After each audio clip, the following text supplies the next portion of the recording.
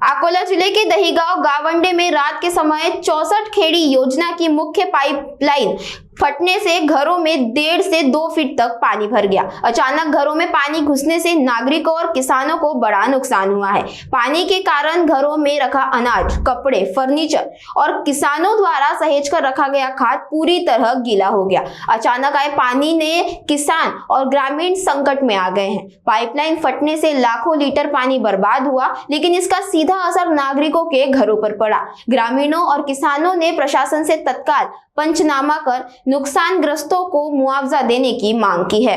Pipeline फुटलेली आहे, आमच्या घरात पाणी घुसलेलं आहे। 12 तास बसलेलो आम्ही, असं आमच्या घरात सगळं पाणी घुसलेलं आहे।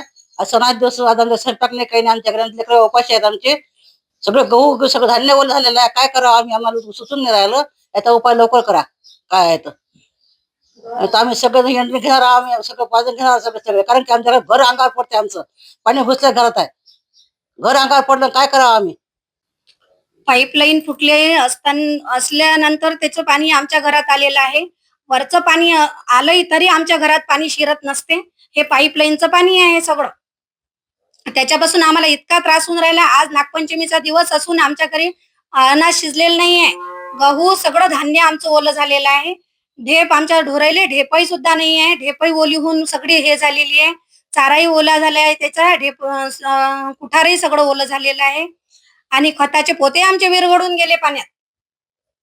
ढोरायले चारा नाही आहे आमच्या घरी ना, आम्हाला हे नाही आहे। आमचं घर आहे, मातीतलं बांधकाम आहे आणि हे पाणी निघाल्यानंतर ह्या भिंती कधी पडू शकतात याची काही गॅरंटी नाही आहे। तर आम्हाला तुम्ही मदत करा।